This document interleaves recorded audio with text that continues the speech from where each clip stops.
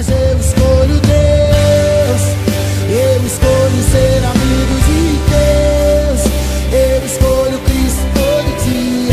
Já morri pra minha vida e agora eu vivo a vida de Deus. Mas eu escolho Deus, eu escolho ser amigo de Deus.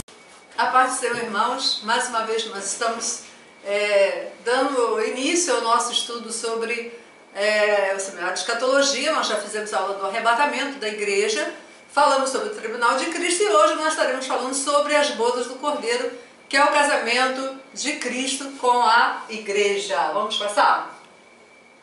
O casamento mais aguardado, desde a fundação do mundo. Amém! Então é o casamento mais aguardado, né? Com certeza você já teve na sua família alguém que casou, você ficou naquela expectativa, né? Providenciando tantas coisas que a gente, aliás, meu filho está para casar também, e a gente já vai curtindo, né? Já vai preparando, pensando na roupa, pensando na festa, enfim. E assim também, né? Nós temos que estar assim nessa expectativa desse grande dia, que é o casamento do noivo com a noiva do Senhor Jesus. Vamos! Após o tribunal de Cristo, o ponto culminante será a santa cerimônia, que a palavra de Deus chama de bodas do Cordeiro, noiva do Senhor. Pode passar. As bodas. Você pode ver lá que multidão, né? Milhares e milhares e milhares de pessoas, né? Que um dia entregaram suas vidas para Jesus, estão lá com as suas vestimentas. Quando nós participarmos desse evento, os nossos corpos já terão sido glorificados, transformados. Então aquela multidão, né, que vai encontrar com o Senhor Jesus para participar dessa grande festa. Vamos passar. Alegremo-nos e exultemos, e demos-lhe a glória. Isso, esse versículo está escrito no livro de Apocalipse, que nós devemos nos alegrar. Exultar significa dar pulo de alegria, mas por que será? Vamos ver? Porque são chegadas as bodas do Cordeiro, cuja esposa a si mesma já se ataviou, pois lhe foi dado vestir-se de linho finíssimo, resplandecente e puro. Olha Apocalipse 19, 7. Então, porque chegou aquele momento, né, preparado, que estava no coração de Deus. Conforme nós sempre falamos, né, quando nós estudamos sobre o arrebatamento, vai chegar um momento que Deus vai dizer: filho, está na hora de descer, vai buscar a tua noiva, né? Então é nesse desenrolar, depois do tribunal de Cristo, onde cada cristão vai ser julgado de acordo com o seu serviço, com as suas obras, você vai receber os seus galardões à medida que você trabalhar aqui na terra para o Senhor, e logo em seguida haverá essa grande festa, esse grande banquete, né? O casamento, as bodas do Cordeiro, tão desejado e aguardado. E nós somos então lá, né, como diz, vem amado meu, né? A igreja de Jesus, o nosso clamor, né? Tem que viver assim nessa expectativa, né, de aguardar o Senhor. Vamos. Cristo amou sua igreja. Isso, vamos pensar nisso. Deus amou. A palavra do Senhor Jesus diz lá em Romanos 5,8 que Deus, ele provou esse amor para conosco pelo fato de ter Cristo morrido por nós, sendo nós ainda pecadores. Imagina, você de repente parou aí assistindo esse vídeo, você está longe de Deus, você não tem relacionamento com Ele, mas Ele já te amou, né? Ele provou esse amor para comigo, para com você, né? Porque Ele morreu por você, antes de você pensar nele, Ele já tinha então dado a sua vida por amor. Então Ele nos amou, é um amor incondicional, né? Vamos passar? E Jesus a si mesmo se entregou por ela, pela igreja, para que a santificasse, tendo-a purificado por meio da lavagem de água pela palavra, para apresentar a si mesmo igreja gloriosa, sem mácula, nem ruga, nem coisa semelhante, porém santa e sem defeito. Isso. Efésios 5, 26 a 27. Então nós aprendemos lá em Efésios 5 que Jesus, ele se entregou pela igreja, né? Ele se deu pela igreja, ele morreu, ele derramou o seu sangue para que a igreja se apresentasse a ele mesmo de uma forma santa, né? Sem mácula, sem ruga, né? Semelhante, porém santa e sem pecado, né? Justificada, né? Sem defeito. Então assim, o Senhor Jesus, ele demonstrou o amor dele, ele se entregou por nós, por mim, por você, né? Então vamos passar. A sua noiva já se aprontou, noiva de Cristo.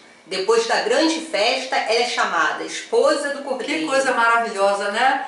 Você de repente nem tinha pensado nisso, né? A noiva de Jesus, se nós tomarmos por base assim, o casamento judaico, a gente aprende que tem todo aquele ritual, né? Desde o momento que você tem assim, uma aliança com o Senhor Jesus, né? Nós já estamos comprometidos com Ele. Da mesma forma esse casamento judaico. Lembra quando o anjo apareceu lá para Maria e coisa e tal, e que ela estava grávida, né? Então José já tinha esse relacionamento, esse compromisso com Maria, né? Eles não haviam se ajuntado ainda fisicamente. Era um pacto, né? Um casamento judaico era assim, que o noivo então tinha que pagar um dote para a noiva, né, para a família, enfim, com bens, com joias. Então havia um compromisso, né? Da mesma forma, a igreja do Senhor, nós estamos compromissados com Ele. Ele não veio ainda, mas já existe um compromisso, né? Eu sou do meu amado e Ele é meu, já dei minha vida para Ele, eu tenho um compromisso com Ele.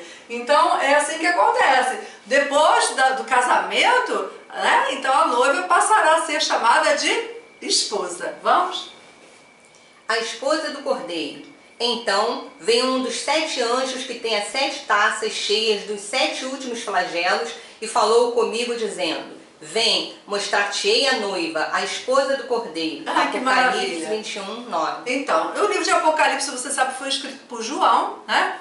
E o Senhor então mostra para João, leva até ao alto e mostra para ele a noiva do Cordeiro. Que coisa maravilhosa! Você pode imaginar milhares de pessoas lavadas no sangue de Jesus. Coisa maravilhosa, irmãos.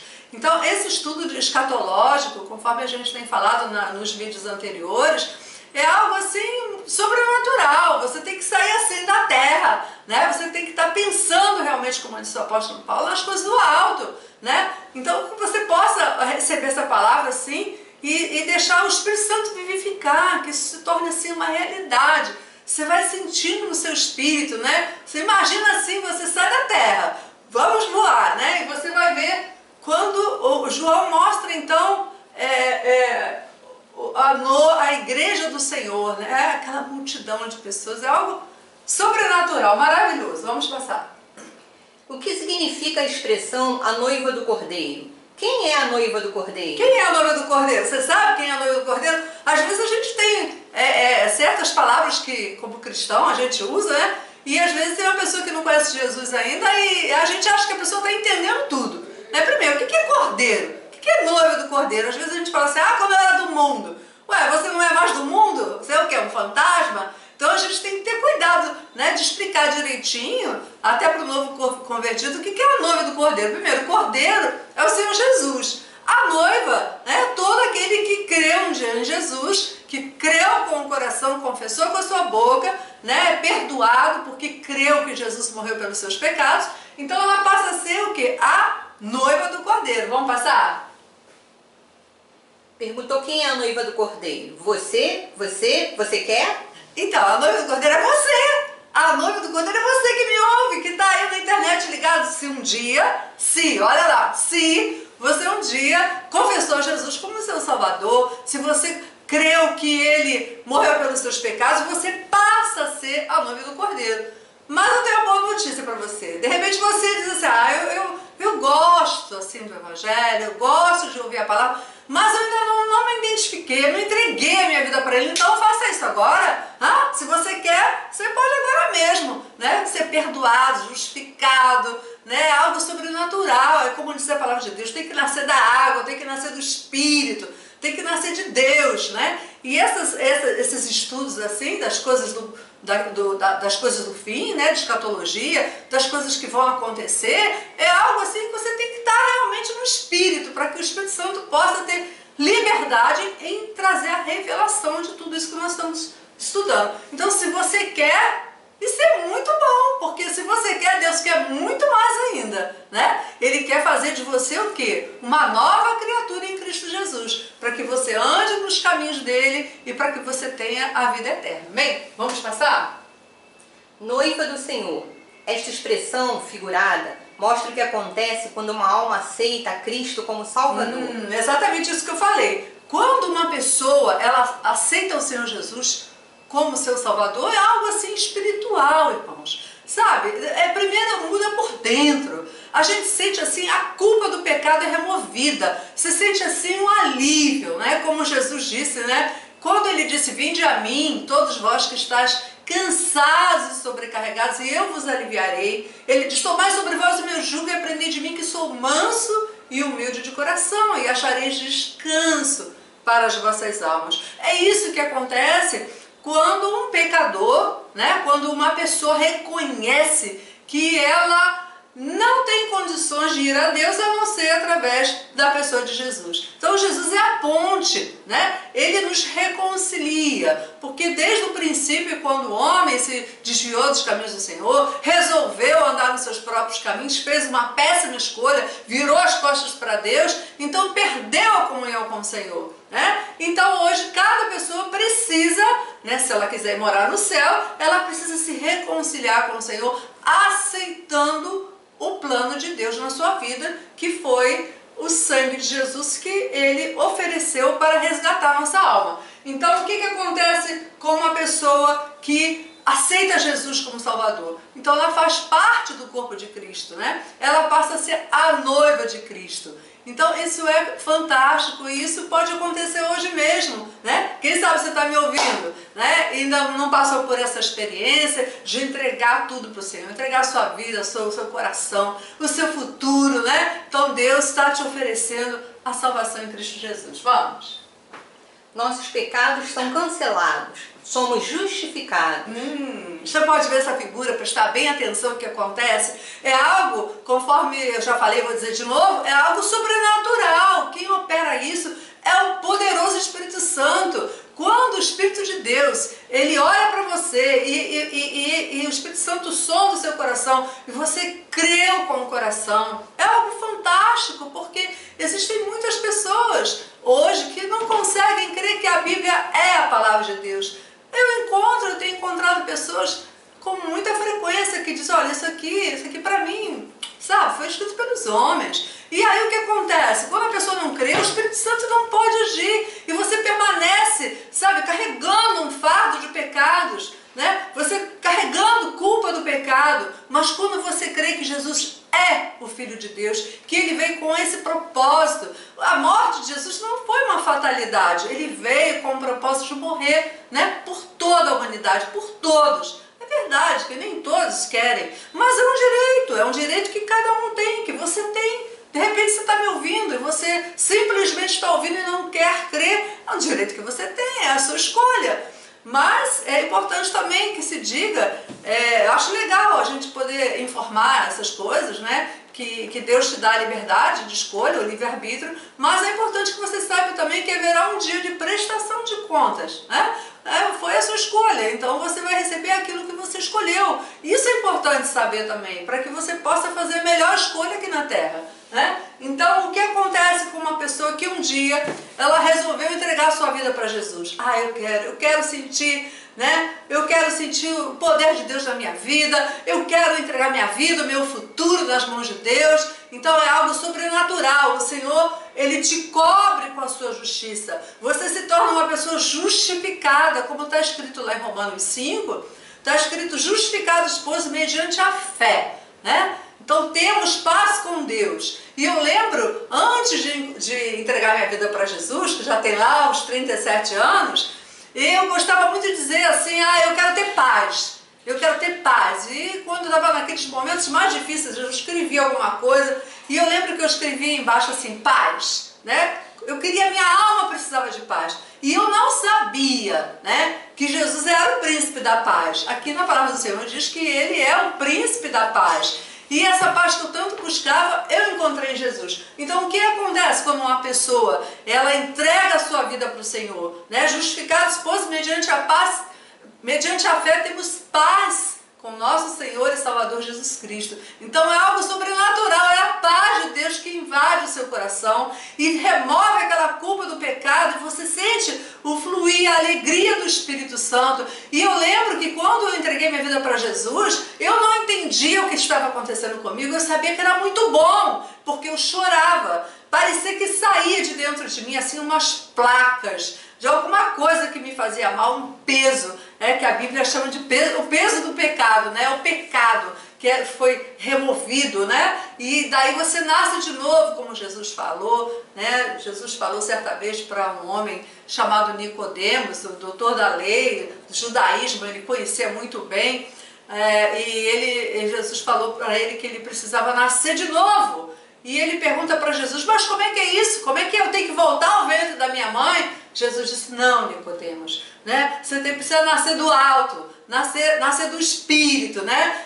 E daí Jesus pregou para ele e mostrou que ele precisava nascer de novo. Você tem que nascer de novo, nascer da água, nascer do Espírito, né? Então o Evangelho é uma revelação. Quem sabe você tem ouvido, e você gosta de ouvir, mas continue ouvindo, continue buscando, porque a palavra de Deus diz que a fé vem pelo ouvir a palavra de Deus. Você vai ouvindo, aí você vai crendo, e o Espírito Santo vai trabalhando no seu coração, e de repente você tem uma revelação, porque é assim que funciona o Evangelho, é uma revelação. Agora você tem que abrir o seu coração para que o Espírito Santo entre na sua vida, e daí você recebe de Deus, né, a justificação, é pela fé, é pela graça. E a palavra de Deus diz lá em Romanos 2, 8, 9, que pela graça, Efésios 2, 8, 9, pela graça sois salvos mediante a fé. Isso não vem de vós,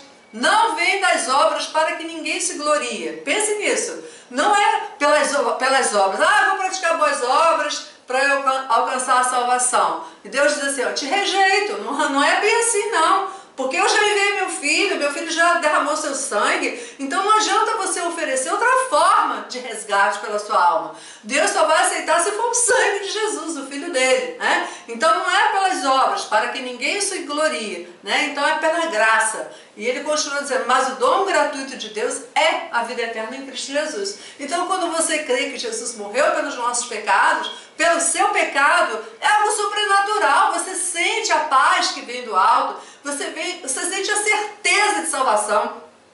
E a palavra de Deus diz que o Espírito de Deus testifica com o nosso espírito que nós somos filhos de Deus. Então é algo que ninguém pode fazer. Olha, pastor não pode fazer, nenhum líder espiritual pode fazer, mas o Espírito Santo de Deus, ele opera no seu espírito e você sente o fluir, a alegria, a certeza de salvação que ninguém pode dar a não ser o Espírito Santo. Vamos passar?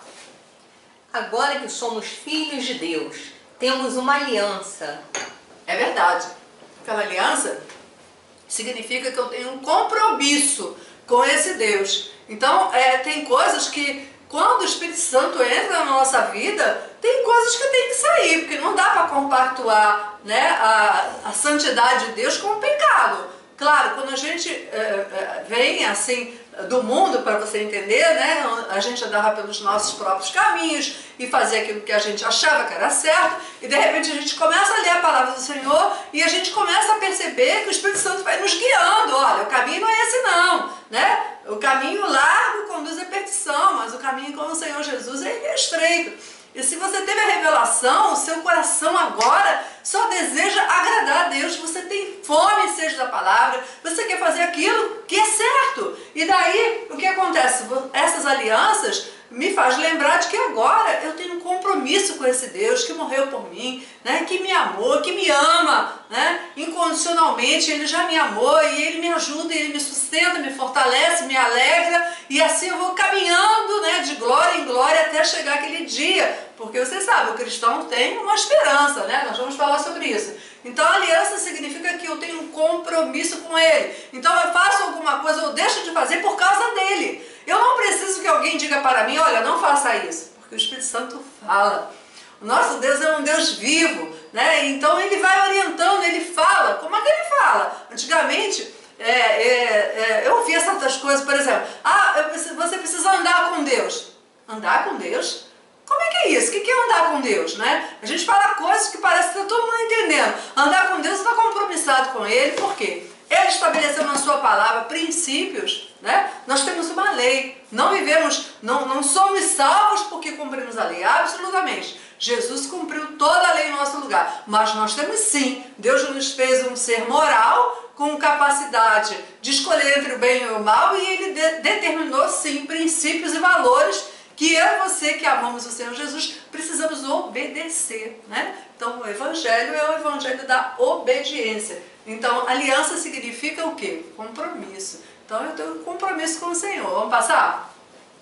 Jesus te comprou, foi com sangue. Acha mesmo que Ele vai desistir de você? Olha que coisa maravilhosa, né? A palavra de Deus diz lá em Pedro, diz que, olha, nós não fomos comprados, não foi com ouro, né? Não foi com prata, com coisas corruptíveis, não. Nós fomos comprados pelo precioso sangue de Jesus. Já pensou nisso? Você foi comprado com preço de sangue, Ele derramou seu sangue por amor a você, e eu quero te dizer que Ele não desiste de você não, né? O Senhor é bondoso, é misericordioso, e Ele te conduz ao arrependimento. Agora você não pode endurecer o coração, né? Você tem que estar com o coração aberto. Eu quero conhecer esse Deus que me amou incondicionalmente, que derramou seu sangue por mim, né? Ele não desiste de você. Mas eu quero te lembrar também que se você endurecer o coração, né? Você que vai rejeitar o Senhor, né? São as escolhas. Mas eu quero te encorajar a fazer a melhor escolha aqui na terra. Sabe por quê?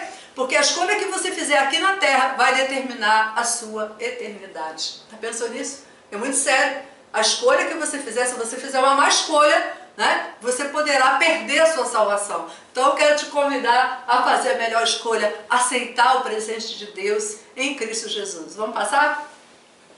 Pertencemos ao povo chamado noiva de Jesus, desde o feliz momento em que fomos pela fé lavados no seu precioso sangue. Ai, que coisa boa! Feliz momento? É feliz mesmo. Não tem coisa melhor, nem maior do que aquela experiência que a gente renova a cada dia, né? Porque relacionamento com Deus é todo dia. Você teve aquela primeira experiência, né, de salvação, você sentiu o Senhor te perdoando, seus pecados foram cancelados, e aí você precisa cultivar uma vida com o Senhor, né? Conforme diz a palavra, nós temos que andar em novidade de vida, né? Porque o caminho é estreito, né? Então a cada dia nós temos que buscar o quê? A santificação, sem a qual ninguém verá o Senhor. E a gente olhando, né? Quando a gente vê as mãos de Jesus ensanguentado, todo o seu corpo, né? Eu lembro também de Isaías 53, que diz que Ele, o Senhor Jesus, Ele verá o penoso trabalho da sua alma e ficará satisfeito. Por quê? Porque naquele grande dia você estará lá, né? Nós estaremos lá, fomos comprados com preço de sangue, não foi com qualquer coisa. Então, Ele vai contemplar o penoso trabalho da sua alma, porque Ele pagou, né, com preço de sangue. Ele provou a morte de cruz, mas Ele ficará satisfeito. Olha que coisa boa, né? Vamos passar? Comunicado importante. Somos chamados a aguardar a sua vinda, para estar para sempre com Ele. Ah, é verdade. Então, em todo esse estudo de escatologia, né, das coisas do fim, nós somos sim estimulados a viver assim uma vida irrepreensível, uma vida íntegra. Para quê? Para aguardar o noivo. Então, a Igreja de Jesus, é o que nós temos falado ao longo dos estudos anteriores. Se você não assistiu os vídeos sobre o arrebatamento, o Tribunal de Cristo, está lá no YouTube, você pode assistir. Mas a Igreja de Jesus, ela não será pega de surpresa. Absolutamente.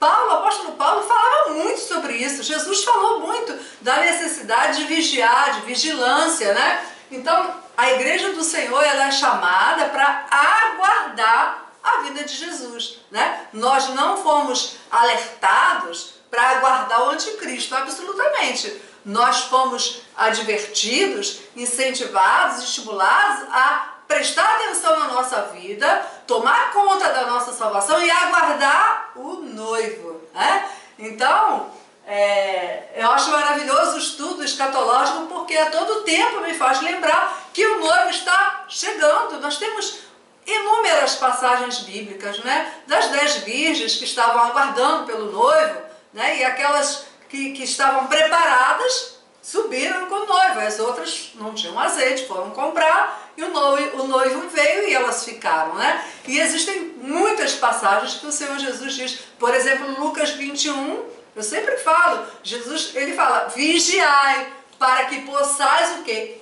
Escapar das coisas que sobrevirão sobre a terra. Então, após o arrebatamento da igreja, esse planeta vai mudar completamente. É um caos internacional, mundial, uma tragédia mundial, e haverá um outro tempo de muitos sofrimentos, muitos flagelos que, né, estão revelados no livro de Apocalipse, que nós estaremos estudando, provavelmente a partir da próxima aula, iremos dar início ao período da grande tribulação. Mas eu e você fomos chamados a aguardar a vinda de Jesus, e assim nós iremos escapar, né, da mesma forma que o Senhor tirou Noé antes do dilúvio, a igreja será tirada. Da mesma forma que o Senhor tirou Ló antes da destruição de Sodoma e Gomorra, a igreja será tirada. Por quê? Porque a igreja não está debaixo da ira do Cordeiro. Não, né? Então nós seremos então raptados, e nós cremos que, de acordo com os acontecimentos, a igreja já será arrebatada. E você tem que subir com a gente também. Você está ouvindo aí pela internet, ó, já a gente vai sair desse planeta. Vamos passar?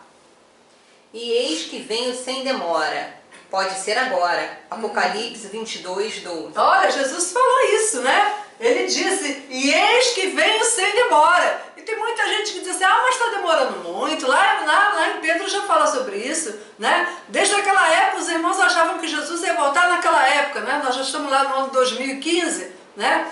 Então, parece que está demorando mais ainda, né? E tem muito crente que já desistiu de tomar conta da sua vida espiritual porque acha que está demorando demais. E daí Jesus disse, eis que venho sem demora, né?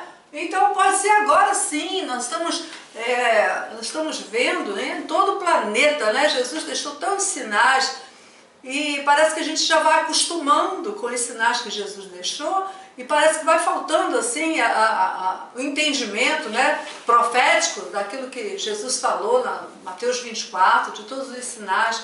Nós estaremos falando assim com detalhes sobre esses sinais daqui para frente, quando estudarmos sobre o período da grande tribulação. Mas ele disse, eis que veio sem demora, né? Pode ser agora, de acordo com o planeta, as coisas que estão acontecendo, não falta mais nada para Jesus voltar e o anticristo implantar então a sua forma de governo. Mas isso é um assunto que vem para frente. E aqui, por exemplo, aqui eu vejo um rapaz sentado no banco, o que você vê aqui, Maria Paula? Parece que deixaram uma roupa. Uma roupa, né? Uma roupa que não tem corpo. Alguém estava sentado com ele, provavelmente conversando, trocando lá umas ideias, e o arrebatamento veio, ele ficou e a pessoa foi arrebatada, né? Então nós já estudamos com detalhes sobre isso no vídeo anterior, que fala do arrebatamento da igreja, que assim, exatamente, estarão dois juntos, um será tomado, outro será deixado, estarão dois no campo, né? E até coloquei uma figura na época, duas mulheres trabalhando, né, num escritório, uma vai ser tomada, a outra será deixada, e assim vai acontecer, né? No abrir e fechar de olhos, nós seremos arrebatados, né, e transformados para o encontro com o Senhor Jesus nos ares. Isso é um assunto assim que queima o nosso coração, né? Eu quero te incentivar a pensar nessas coisas, como o apóstolo Paulo falou, né? Pensar nas coisas do alto, não nas coisas da terra, né? Mas se purificar, como disse lá João, na sua primeira carta, lá de João, um pouquinho antes de Apocalipse, né? Antes de Apocalipse, no capítulo 3, ele diz assim, amados, agora somos filhos de Deus. Que coisa boa, né? Quantas pessoas não sabem para onde vão, quantas pessoas não têm esperança de salvação, e eu e você temos essa palavra, e temos essa convicção, e precisamos contar para todo mundo, porque todas as pessoas têm o direito de saber que Jesus morreu por elas, que existe esperança sim, né? E João, ele diz, amados, agora somos filhos de Deus, e ele continua dizendo, e ainda não se manifestou aquilo que haveremos de ver, de ser, né? Sabemos que quando ele, que é Jesus, se manifestar, né, haveremos de vê-lo como ele é, né? E se purifica, ele dizendo, todo aquele que tem essa esperança, assim como ele é puro. Então, se você tem essa esperança, né, então você vai se santificar. Eu não tenho prazer no pecado, eu tenho uma esperança. Jesus vai voltar, ele vai arrebatar a igreja, eu vou me purificar, eu vou alimentar a minha alma com a palavra do Senhor. Então é algo assim, quanto mais você busca, mais você sente vontade de agradar o Senhor, obedecer o Senhor, pregar a palavra. Nós temos falado que o Senhor, ele deu uma ordem para a igreja. Ide por todo mundo e pregai o evangelho a toda criatura. Quem crê e for batizado será salvo, quem não crê será condenado. E eu sempre falo, Jesus não disse, por exemplo, você está com vontade de pregar hoje? Né? Ou então, por favor, você pode pregar a palavra? Não, ele deu uma ordem imperativa, ele disse, ide por todo mundo e pregar o evangelho. Então, esse estudo de escatologia é muito interessante, porque ele queima o nosso coração, ele desperta. Você que é salvo em Cristo Jesus, você não pode ficar dormindo, vendo as pessoas perdendo a salvação. Deus conta comigo, olha que responsabilidade. Deus conta com você que está me ouvindo pela internet. Né? Deus conta com você para que você possa pregar a palavra, levar a palavra, oferecer a salvação em Cristo Jesus. Agora a pessoa faz a escolha. Se ela quiser, maravilha. Agora, se ela não quiser, é um direito que ela tem. Agora, é minha obrigação pregar a palavra. Então, essa aqui é uma figura mostrando de alguém que foi arrebatado. Ou seja, alguém que estava esperando por esse momento. Né? Conforme a gente tem sempre falado, quando eu dava aula para os adolescentes, eu sempre dizia assim, se você quer ir com ele, que é Jesus, você precisa estar esperando por ele. Né? Então, quem está esperando por ele, né? Ou seja, quem está na expectativa, né? Anda com cuidado nesse planeta. Anda de forma diferente daquele amigo que não conhece Deus. Quem é um cristão verdadeiro que está esperando pelo Senhor Jesus, ele anda com cuidado, né? Ele se abstém daquelas coisas que você sabe que vai te levar para outro caminho. Ele se desvia, né, do mal. Desvia do mal, né? Ele não senta na roda dos escarnecedores, mas ele procura andar de uma forma irrepreensível. Então, a igreja do Senhor, ela foi chamada para andar em retidão, né? Deus quer que eu e você sejamos o quê? Instrumentos de justiça, né? Como está lá em Romanos 6, né? Nós não somos mais escravos do pecado, não. Fomos salvos pela graça, pela maravilhosa graça de Deus, e nós temos que levar as pessoas a conhecerem para que elas possam também ser arrebatadas quando Jesus vier. Já ele está vindo. Vamos passar? Temos dentro de nós a esperança de que ele virá nos buscar e nos levar para a sua glória. A grande esperança. Amém. Glória a Deus. A gente tem que viver nessa expectativa, irmãos. Essa esperança. O que Paulo disse? Lá em 1 Coríntios ele diz assim, se a nossa esperança em Cristo Jesus se limita apenas a essa vida aqui, nós somos os mais miseráveis de todos os homens, os mais infelizes. Isso significa o quê? Que nós temos esperança nos céus. O céu é uma realidade, né? E o inferno também é uma doutrina, é uma realidade. Infelizmente, falar do inferno é uma coisa que não é popular, né? Não enche igreja, ninguém gosta de ouvir, mas é uma doutrina bíblica. O cristianismo, nós cremos no céu ou no inferno. Então nós temos sim essa esperança que queima no coração, né? Que nós, a qualquer momento nós estaremos com o Senhor. Existe esperança, né? Nós cremos nisso. Vamos passar? Aguardando a bendita esperança e a manifestação da glória do nosso grande Deus e Salvador Jesus Cristo. Ai, coisa boa, né? Paulo escrevendo lá em Tito, ele falou justamente isso. Ele começa dizendo que a graça de Deus foi manifesta a todos os homens. Imagina, a toda a humanidade, né? Então, ele diz que a graça de Deus foi oferecida a todos os homens. E ele continua dizendo nesse conteúdo que nós somos incentivados, motivados a aguardar essa bendita esperança, né? Aguardando, então, a bendita esperança e a manifestação da glória do nosso Deus e Salvador Jesus Cristo. Então eu e você, nós temos que viver nessa esperança, pensar todo dia, abrir os olhos e pensar no meu Salvador. Será que é hoje? Será que Jesus volta hoje? Eu não sei se você já cansou até de ouvir isso, mas eu falo isso frequentemente. Será que é hoje que Jesus volta? Né? Vamos passar? A grande ceia do Senhor no céu, Mateus 26, 29 e Marcos 14, 25. Ok, então nós encontramos essas duas referências no livro de Mateus, no livro de Marcos, que fala sobre a Páscoa. Vamos ler? Haverá uma grande ceia nos céus e Jesus pessoalmente há de servir aos salvos. Olha que coisa linda, né? Você pode visualizar, né, no Espírito que Jesus é que vai nos servir. Vamos passar?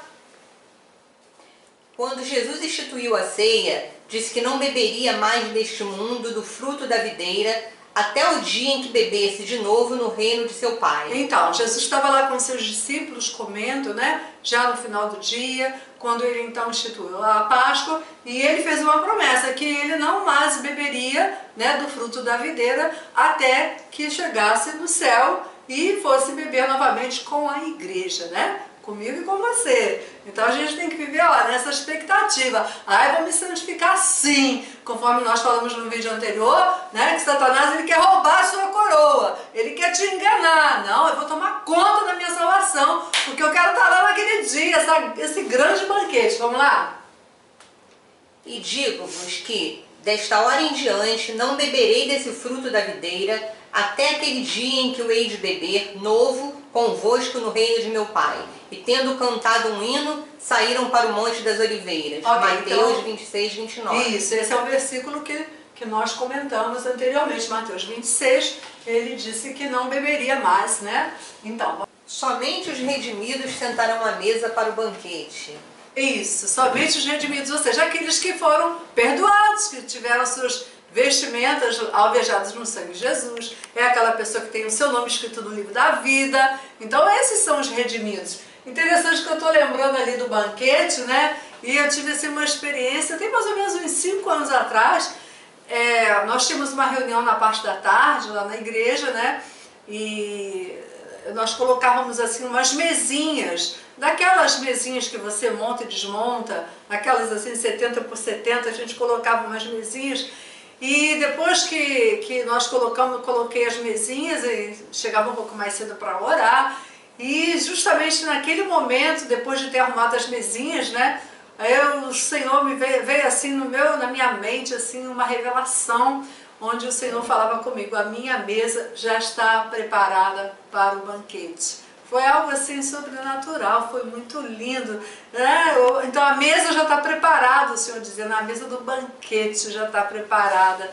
E quando nós falamos sobre isso, né, eu lembrei dessa experiência, né, que bem-aventurados são aqueles que vão participar desse banquete. E o convite está sendo estendido a todos, né? Então, enquanto o noivo não vem, é hora de aceitar esse convite, né? Vamos passar? Ok, aqui nós temos uma mesa, né?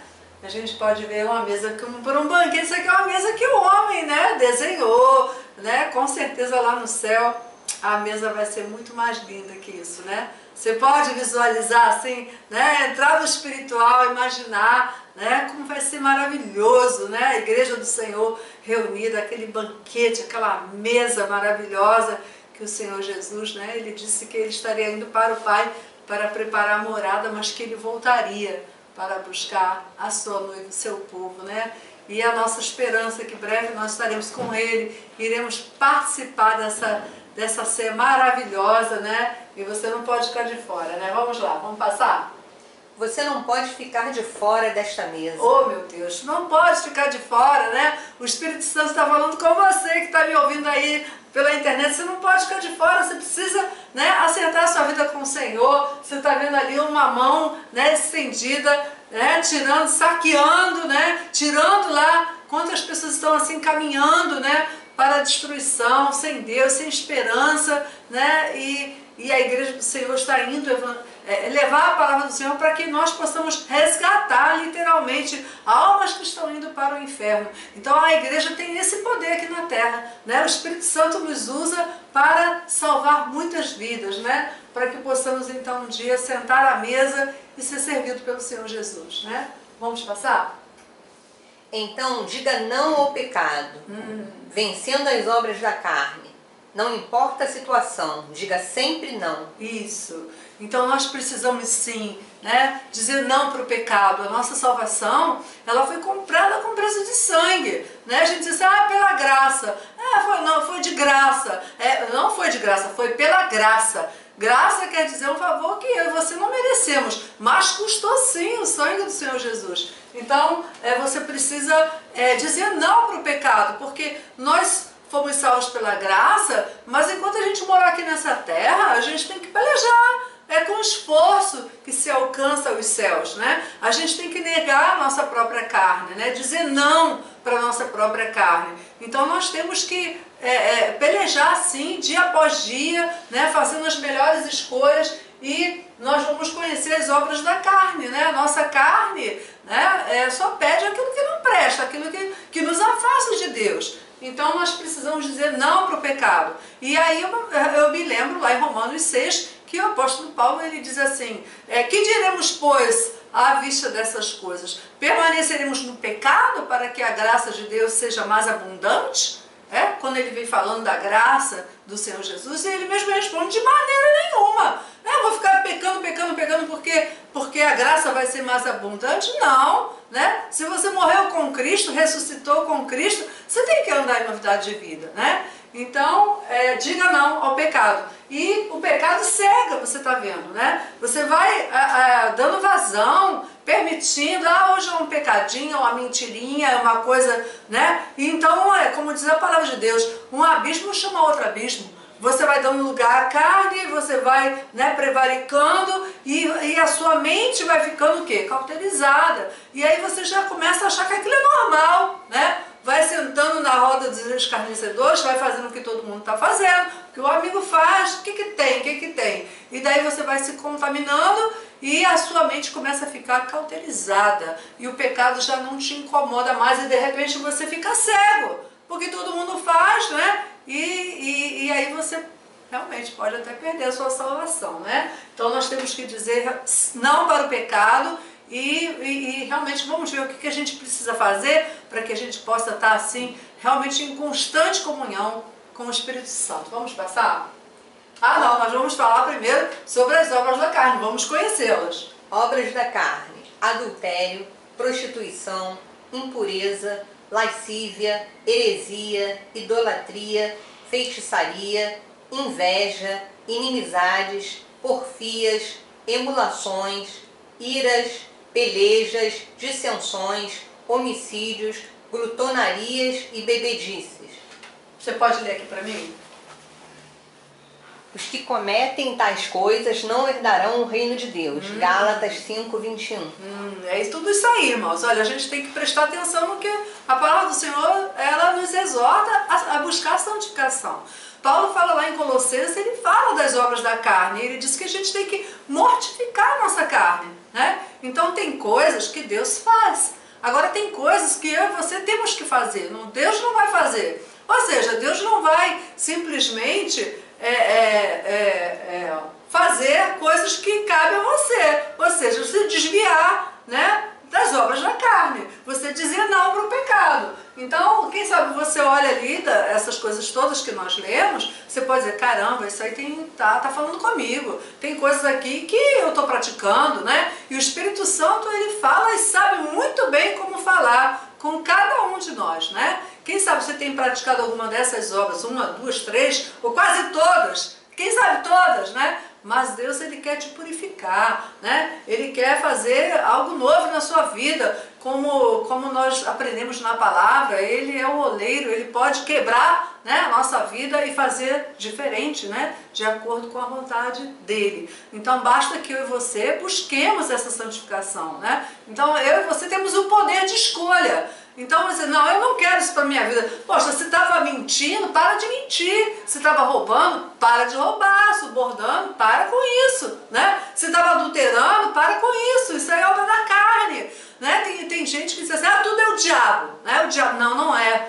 É a sua carne, a nossa natureza caída. Então, a gente começa a permitir alguma coisa quando você vê o mal está crescendo, né? Então nós temos que ser realmente radicais, buscar o Senhor, a santificação, sem a qual ninguém verá o Senhor, e dizer não para a sua carne. Então não coloque a culpa no diabo, né? Eu até estou lembrando agora do pastor Cláudio Duarte, que muita gente conhece, né? O diabo estava dizendo, poxa, coitado de mim, todo mundo botando a culpa em mim, né? Quando é a sua própria carne. É você que está buscando o pecado, né? Não põe a culpa no diabo, não. Se você vai lá adulterar, vai para o motel, é você que está indo, com os seus pés, né? Então cabe a mim e a você fazermos as melhores escolhas. Não, isso eu não aceito na minha vida, nem tenho prazer nisso. Né? Meu prazer é obedecer ao Senhor, é andar em santificação, né? É estar em perfeita comunhão com o meu Deus. Então vamos passar? Só um pouquinho, volta aqui por favor. E aqui ainda diz que aquele que pratica essas coisas não herdarão o reino de Deus.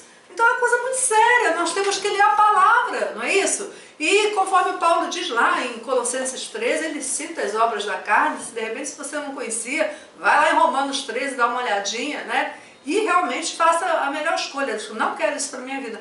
Tem coisa, irmãos, que a gente tem que despir, né, do velho homem, é tirar, arrancar da minha vida. Eu não quero mais isso para a minha vida, né? Então é uma escolha, vamos lá. A grande ceia no céu. Então vamos falar de novo da ceia, né? Vamos lá, pode passar.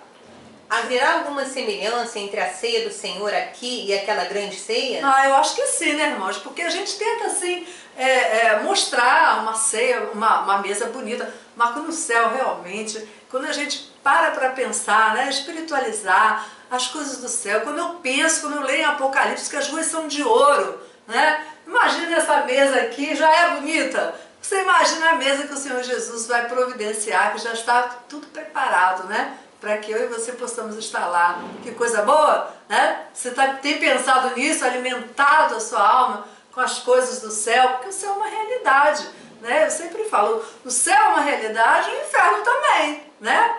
Então, eu espero que você faça a melhor escolha, que a gente possa estar lá, ó, ceando junto. Pode ir.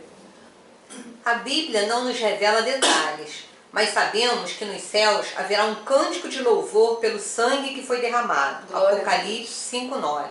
Aleluia. O Amém. sangue de Jesus tem poder. Amém. E nós temos cantado, né? O povo de Deus tem conhecido aquela digno é o Cordeiro que foi morto, né? Então um cântico de louvor ao Cordeiro que foi morto, né? Santo, santo, santo ele é. Você imagina milhares de milhares de milhares de milhares de milhares, você vai estar lá dizendo santo, santo, santo. Irmãos, é algo fantástico. Eu e você temos essa esperança. Quantas pessoas não sabem disso? E nós sabemos, nós precisamos contar para as pessoas. Eu quero te estimular a pregar a palavra, né? Quantas pessoas estão morrendo sem salvação e nós temos essa revelação do céu, né? Então nós precisamos andar em obediência e pregar a palavra. Vamos passar? Jesus, que nos há de servir, terá em suas mãos os sinais dos cravos que o feriram. Glória a Deus. Você pode ver ali na figura, né? Você vai contemplar, né, os cravos nas mãos do Senhor Jesus. Saber que foi porque ele foi obediente até a morte de cruz. Quando estava na última hora, Jesus, ele foi orar e disse, Pai, se for possível, passa de mim esse cálice. Ou seja, que eu não venha levar o pecado de toda a humanidade. Naquele momento, né, o Pai se afastou. Por quê? Porque o Senhor é tão puro e tão santo, como disse Abacuque, que ele não pode contemplar a iniquidade. Um Deus tão puro e tão santo, naquele momento, houve assim uma interrupção, né? Jesus levou todo o pecado de toda a humanidade, né? Quando ele disse, está consumado. Aleluia. Isso traz alegria e esperança, saber que porque ele pagou o preço de sangue, eu posso ter comunhão com esse Deus, né? O Criador, aquele que nos ama, como diz a palavra do Senhor. Então não se esqueça que esses cravos nessas mãos, né, o sangue derramado é que te reconcilia com Deus, a ponto de você poder falar com Ele qualquer dia, qualquer momento. É algo glorioso. Quantas pessoas em toda parte do planeta não sabem que Jesus é o Filho de Deus? Quantas pessoas que estão partindo sem salvação hoje, no dia de hoje? Você pode parar para pensar quantas pessoas já chegaram no inferno? Quantas pessoas e vão morar eternamente, que não tem fim, uma eternidade sem Deus, um lugar de sofrimento, de angústia, de dor. E eu e você temos a presença do Espírito Santo. Nós precisamos avisar as pessoas, precisamos ser como disse o Senhor para Ezequiel, que ele fosse um atalaia, é aquele que fica vigiando, né, o perigo, aquela pessoa que está se perdendo, que vai perder a salvação. Então nós precisamos deixar de olhar para as nossas necessidades, as nossas coisinhas, né? As nossas preocupaçõezinhas e olhar para as almas que estão se perdendo, né? Porque a proposta do Evangelho é salvação de almas. Então a gente tem que pregar a palavra do Senhor, porque lá no tribunal de Cristo, como nós já estudamos, todas essas coisas serão colocadas e o Espírito Santo vai julgá-las, cada um individualmente. Meu servo, quantas almas você ganhou? Quantas almas? O que você fez na terra? De que maneira você administrou seu tempo? De que maneira você administrou seu dinheiro? O seu talento que eu te dei, né? O que você fez aqui na terra? Então Deus conta comigo, com a igreja. Eu acho isso assim assustador, né? Porque Deus conta comigo, com você. Então quantas pessoas estão partindo porque eu não falei? Quantas pessoas você tem tido contato ao longo da semana, e entra semana e sai semana, e a gente está tão sobrecarregado, embriagado com essas coisas da vida, do cotidiano, e não fala, né? Vamos caminhar um pouquinho? Disse Jesus: bem-aventurados aqueles servos a quem o Senhor, quando vier, os encontre vigilantes. Em verdade vos afirmo que ele há de se cingir-se, dar-lhes lugar à mesa e, aproximando-se, os servirá. Lucas 12, 35. Que coisa maravilhosa, né? Que promessa maravilhosa. E por outro lado, a gente está sendo sempre estimulado a estar o quê? Vigilantes. A igreja de Jesus, ela não precisa de aviso prévio. A gente tem falado sempre isso, né? Ela não precisa ser avisada, por quê? Porque ela já está avisada. Jesus falou tanto sobre isso, né? Nós já estamos avisados. Paulo, era costume ensinar na igreja primitiva a respeito da volta de Jesus. Ele diz que esse dia não pegue ninguém de surpresa, né? Então a igreja já está avisada e ela é advertida para estar vigilante, né? Para que nenhum se perca, para que nós possamos então, naquele dia, estar com o Senhor. Vamos passar?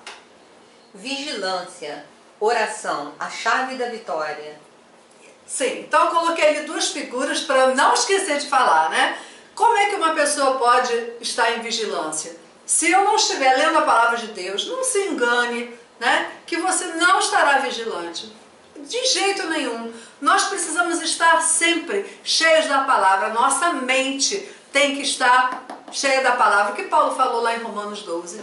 Ele disse o quê? Que nós não devemos tomar a forma desse mundo. Não vos conformeis significa tomar a forma, né? Não vos conformeis com esse mundo, com esse século, mas transformai-vos pela renovação da vossa mente. Como é que a gente renova a mente? Lendo a palavra. Então é algo que a gente precisa alimentar o nosso espírito todos os dias, né? Então, para você ficar legal, você tem que comer, né? Você tem que tomar o café da manhã, e chegar a hora do almoço já está desmaiando de fome. Então fica sem almoçar, fica sem lanchar e fica sem jantar, para ver o que acontece. Vai ficando pálido, lá já dá vontade de desmaiar. Por quê? Porque não comeu. Então o nosso corpo a gente toma conta, né? Porque o sintoma logo aparece, já começa a sentir fraqueza. Agora o espírito a gente negligencia, né? Então já não lê um dia, não lê 2 dias, o terceiro dia, né? Ah, mas é tanta ocupação, é tanta coisa, todo mundo tem 24 horas. Agora, eu sempre falo, nós fazemos aquilo que nós gostamos mais. Se eu gosto muito de ir à academia, claro que eu vou priorizar. Não, primeiro eu tenho que ir na academia, depois eu faço o resto, né? Ou então, se eu gosto muito de futebol, não, eu posso deixar de qualquer coisa, mas eu tenho que ir lá no futebol. Seja lá, a gente faz o que gosta mais de fazer. Então, nós temos que priorizar a nossa vida espiritual, né? O cristão, ele tem que ser mais esperto que Satanás. Eu falo isso todos os estudos. Nós precisamos ser mais espertos que o diabo, porque ele quer roubar a sua coroa, ele quer roubar o seu tempo, ele quer encher a sua mente de coisas que não são verdadeiras. Por isso o apóstolo Paulo, ele diz, naquilo em que eu e você devemos pensar, né? Ou seja, em tudo que é verdadeiro, tudo que é louvável, né? Tudo que é de boa fama, né? Seja isso que ocupe o vosso pensamento. E quantas vezes a gente fica deixando a nossa mente viajar, e a gente pensa em coisas que não são verdadeiras, coisas que nem vão acontecer, né? E de repente são coisas que trazem assim sofrimento para o nosso coração, preocupações, ou seja, você se preocupa antecipadamente, né? Quando nós deveríamos estar o quê? Alimentando a nossa alma, o nosso coração e a nossa mente com a palavra de Deus. Então eu acredito que se não estivermos criando esse hábito de leitura da palavra, nós não estaremos vigilantes, não estaremos. E outra coisa, outra condição para estar vigilante na expectativa do noivo, esperar o noivo, é a oração. Ninguém tem relacionamento com Deus se não estiver orando. né? E a palavra de Deus diz o quê? Paulo diz, orai sem cessar. Tem gente que acha que para orar tem que ir lá na igreja para orar, né? E se falta o culto, aí já não ora outra semana, né? Então, nós aprendemos, a palavra de Deus diz, ensina que nós temos que orar sem cessar. Você está no ônibus, o seu espírito está ligado com o Senhor, todo o tempo, né? Você vai estar tomando banho, eu estou ligada com o Senhor, né? Você vai tomar banho, pelo menos acontece comigo, vou tomar banho, aí logo começa a cantar, a louvar o Senhor. Por quê? Porque é o momento que eu estou livre, então eu estou ligada, né? É ligada no ônibus, é ligada na rua, é ligada todo o tempo. Senhor, tem misericórdia. A Bíblia diz que o mundo jaz no maligno e a gente não faz parte desse sistema. Nós estamos na contramão desse mundo, né? Então, para que eu e você possamos estar assim, vigilantes, você precisa alimentar a sua alma, o seu coração. Olha, presta atenção no que eu vou lhe dizer. Você está me ouvindo pela internet. Satanás vai colocar muitas tarefas para que você não leia a palavra de Deus, né? Um excesso de trabalho. E a estratégia é igual. Ele fez isso quando os hebreus estavam no Egito. Eles davam tantas tarefas, Faraó colocava tantos afazeres.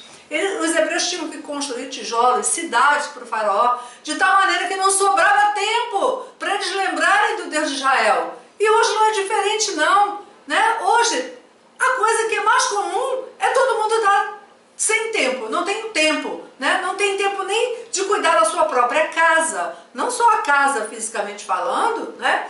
Mas a sua casa espiritual não tem tempo, mas todo mundo tem 24 horas. Então eu e você precisamos o quê? Priorizar aquilo que julgamos ser mais importante. Então você precisa priorizar a sua vida com o Senhor, né? Gastar tempo. E outra coisa, oração, há momentos que a gente precisa parar, sabe? Tem coisas que Deus não responde com oração com pressa. Sabe aquela oração que você para e já vai, Senhor, obrigado por esse dia, Jesus tem misericórdia, e já está desmaiando de cansaço?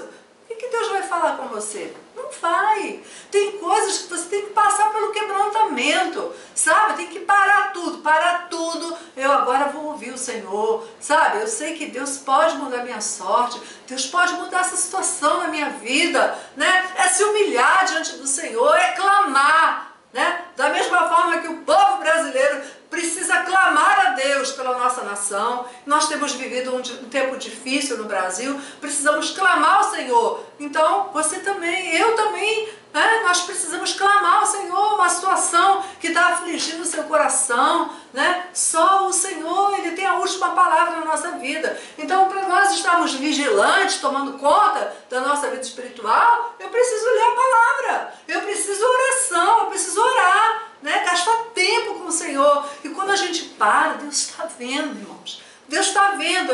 A minha serva está ali parada, está dependendo de mim, está clamando. Sabe a oração que agrada a Deus? É aquela que você começa a louvar o Senhor e as lágrimas caem. E as pessoas não têm mais tempo para isso porque está com pressa.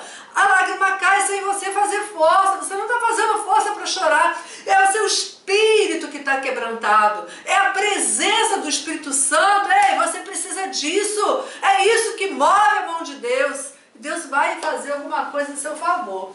Vamos passar? Vigilância. O que a gente vê ali, hein? A gente vê os vigilantes, não é isso? Aqui uns homens trabalhando, não é isso? Aqui a gente vê um personagem, né? Lá na escada e ele está usando o quê? Um binóculo, não é isso? Porque ele está o quê?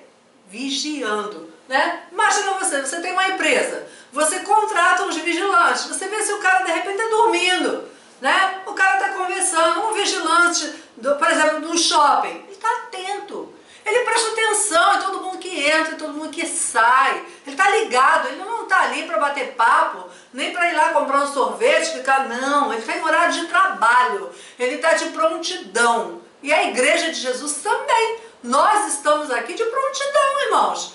Você que está me ouvindo, né, receba essa palavra, nós precisamos ser espertos, né, precisamos estar vigilantes, porque o inimigo da tua alma quer roubar a tua coroa, ele quer roubar o seu tempo, para você dizer assim, acabou o dia, não dá mais, eu não tenho nem força física, eu estou tão cansado, eu preciso dormir. Então, esse ensino é importante que desperta a nossa vida espiritual. Não, eu não posso ser como todo mundo, eu sou diferente. Eu fui lavado no sangue de Jesus, o meu nome está escrito no livro da vida e eu tenho que tomar conta da minha salvação. Você precisa, diga lá, eu preciso tomar conta da minha salvação. Então, isso aqui me lembra de vigilância, né? Jesus mandou, a palavra de Deus está cheia de alertas para que eu e você estejamos assim vigiando, né? Tomando conta da salvação. Lembra daquele versículo que diz assim, se o pai de família soubesse a que horas viria o ladrão,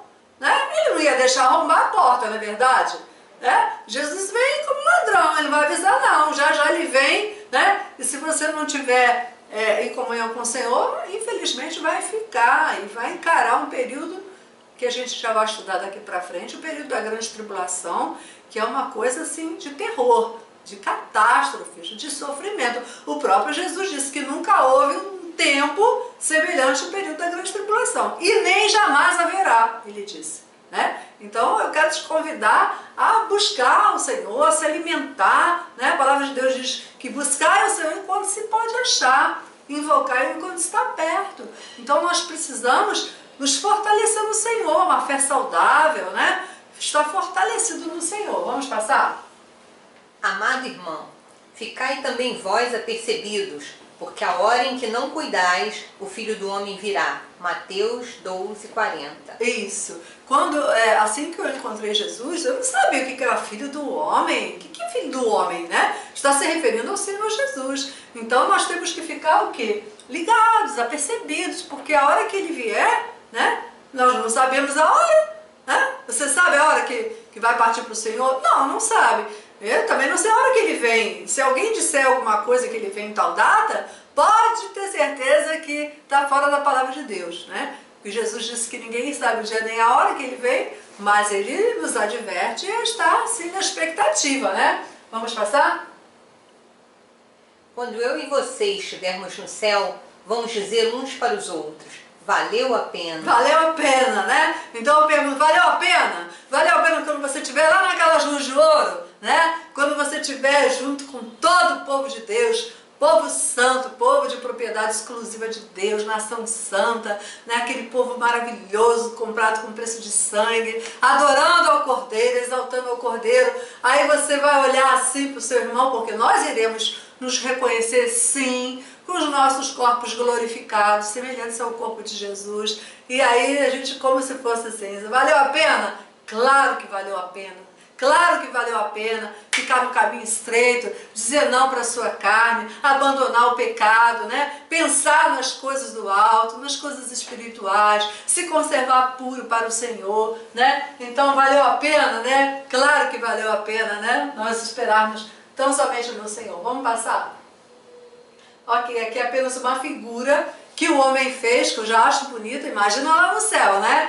Aqui é um personagem simbolizando Jesus e a noiva, cheio de anjos. Olha que maravilha, né? E você sabe que lá no céu é um ativismo. Quando você começa a estudar o Apocalipse, né, você vê que tem anjos à disposição do Senhor, né? E o Senhor ordena cada anjo para fazer uma determinada tarefa. É um ativismo. O céu é uma realidade. Você precisa ler a palavra, porque o Espírito Santo ele vai vivificando tudo que você vai lendo e ele vai confirmando, e Deus vai falando assim, meu servo, é isso mesmo, né? Leia a palavra, o Espírito Santo vai dando vida, porque não basta ter o conhecimento, é o que eu tenho falado, não basta simplesmente, eu estudei sobre o arrebatamento, eu estudei no Tribunal de Cristo que os nossos serviços serão julgados. E nós vamos receber o galardão de acordo com o que eu fiz aqui na terra. Não basta ter o conhecimento da letra. A palavra de Deus diz que a letra mata, mas o Espírito vivifica. Então o importante é você conhecer a palavra e praticar, né? Mas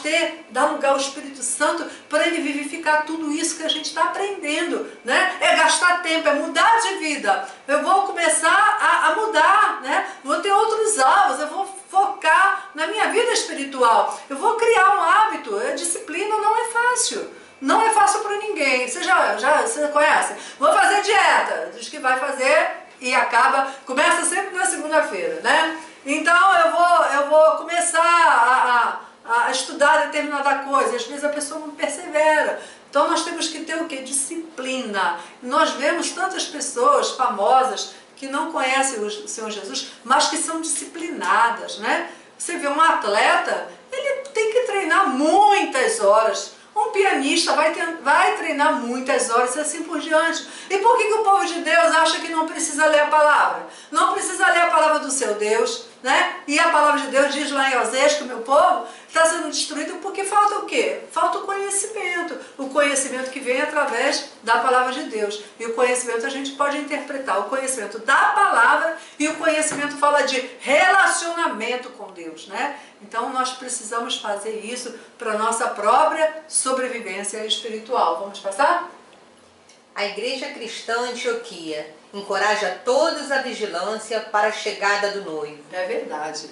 Então, o que eu tenho a dizer para você, que a nossa igreja, nós temos vivido assim nessa expectativa, né? Eu quero encorajar você também, você que está aí na internet, né? Que você possa buscar essa comunhão com o Senhor e viver nessa expectativa, né? Porque o noivo está chegando, né? Então, que Deus te abençoe, que você possa praticar essas coisas que nós falamos, né? Ler a palavra, meditar na palavra, como o Senhor falou com Josué, medita na palavra de dia e de noite. Para quê? Para teres o cuidado de fazer segundo tudo quanto está escrito no livro da lei, ou seja, a palavra. Então você precisa ler a palavra, se alimentar na palavra, para que você possa ser um instrumento nas mãos de Deus e esperar o noivo que já está chegando. Então que Deus te abençoe. A próxima aula nós estaremos dando início à grande tribulação e que Deus te abençoe em nome de Jesus. Amém.